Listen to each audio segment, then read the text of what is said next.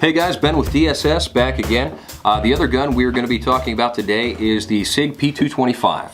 This is my personal everyday carry gun.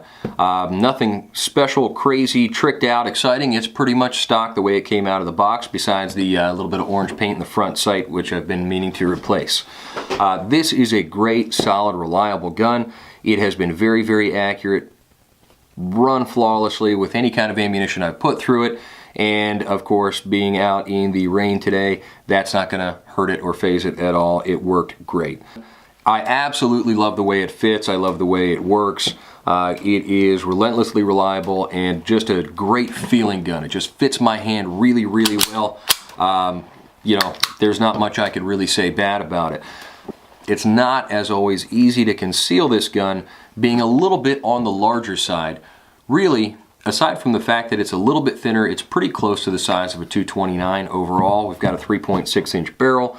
The grips are a little wide. The grips are a little wide, probably a little bit wider than what they need to be. However, it fits my hand really, really well. And the G10 material really has a positive, aggressive texture. And even when my hands were all wet, it's no problem. It stays put pretty darn well. Very accurate, very nice pistol. As with any traditional SIG, this is double and single action with a decocker, so there is no manual safety. That first shot is going to be double action, so it's going to be probably about 12 pounds, and then the follow-up shots are going to be single action, so you have a shorter, lighter trigger pull after that.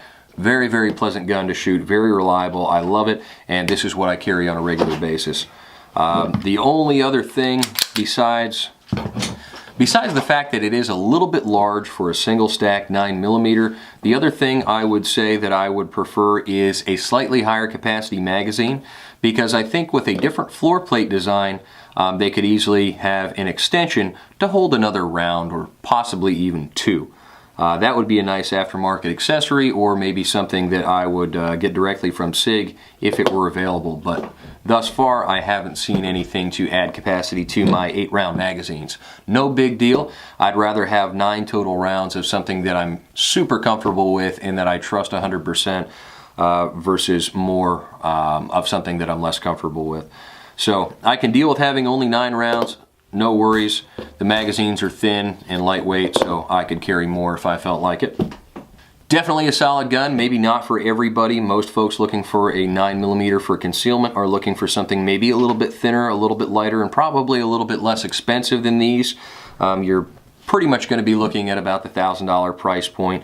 I've seen some versions for as low as around $9 or a little less, but it's still not a cheap gun. It's not in the same price point as the Glock 43 or the Smith & Wesson Shield, the Springfield XDS, but it's not made the same way either. This is all metal.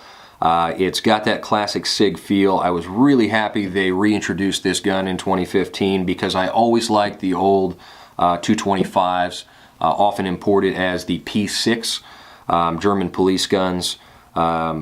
These have the short reset trigger, so it's got a much nicer trigger than the old version, and I was very, very happy when they brought these back. I had to get my hands on one, and now this is my everyday carry piece.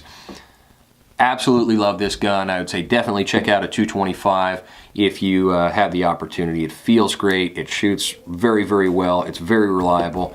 I love it. Thanks for joining me again. This has been Ben from TSS. Please don't forget to like, share, and subscribe.